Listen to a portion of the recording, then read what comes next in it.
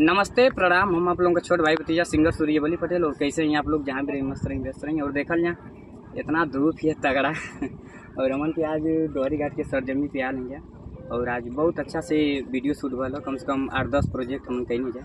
और देखल यहाँ हमारी बड़का भैया लोग हों सभी देखल यहाँ और पूरा दिखावल यहाँ सभी भैया लोग हों चाचा भैया सबके सपोर्ट बा, एकदम फुल सपोर्ट बा, सबके सपोर्ट बा। और भैया कुछ बोलल जाए आप? बहुत अच्छा डांस करते रहे, हमारी तरफ से फुल सपोर्ट बा भैया। बहुत अच्छा लगा मिल के, बहुत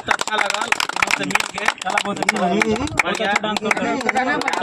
फॉलो करिए, राधिका पटेल सब लोग फॉलो करिए, सब्सक्राइब करिए। बोलल जाए भैया लोगों के विषय में हम का बोले के लोगन के। हाँ, हमारे भैया लोग इतनी अच्छा हो कि हमारा साउंड बिल्कुल मतलब उतुगा हो गया ना। भैया लोग भैया लोग स्कॉर्पियो से साउंड चालू करके फुल सपोर्ट पूरा मतलब समझ लें कि प्रोजेक्ट कंप्लीट कहीं ना लो। देख खातिर बहुत बहुत धन्यवाद और जय हिंद जय भोजपुरी समाज। आगे आप लोगों को कुछ देखा लीजिए।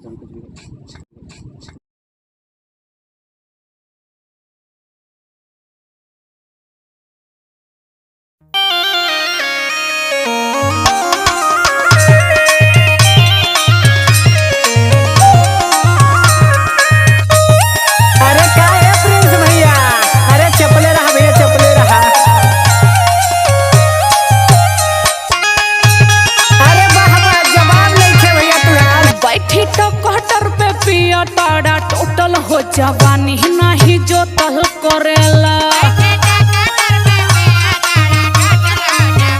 हमारे जीव मत घुसियौनी तू हमार कपाल मत खो।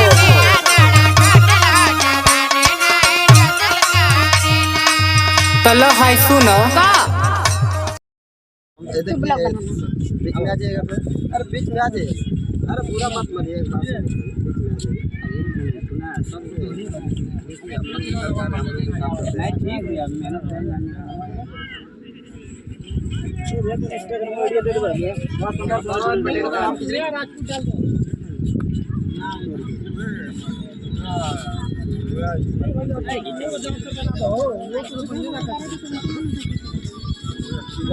दीदी